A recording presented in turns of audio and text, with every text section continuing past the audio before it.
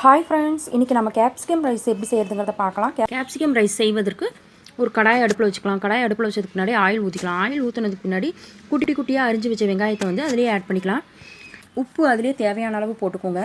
பண்ணதுக்கு முன்னாடி வெங்காயம் நல்லா பொன்னிறமாகிற வரைக்கும் நல்லா வறுத்துக்கலாம். நல்லா வந்து ப்ரௌன் கலராக ஆகணும் வெங்காயம் வதங்கினதுக்கு பின்னாடி குடமிளகாவை வந்து நம்ம போட்டுக்கலாம். குடமிளகா போடும்பொழுது ரொம்பவே சின்னதாக அரிஞ்சு போட்டுக்கோங்க.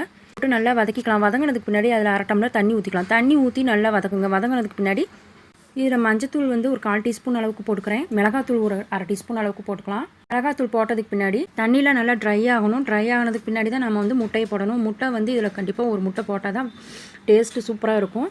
இப்போ முட்டையை போட்டு நல்லா வந்து வதக்கிக்கலாம். இப்போ இது எல்லாத்தையும் போட்டதுக்கு முன்னாடி நல்லா மிக்ஸ் பண்ணி விடுங்க. மிக்ஸ் பண்ணதுக்கு பின்னாடி பிடிச்ச சாதத்தை வந்து அதில் வந்து ஆட் பண்ணிக்கலாம். நல்லா வந்து மிக்ஸ் பண்ணி விடுங்க. மிக்ஸ் பண்ணதுக்கு முன்னாடி சூப்பரான கேப்சிகம் ரைஸ் ரெடி ஆயிடுச்சு.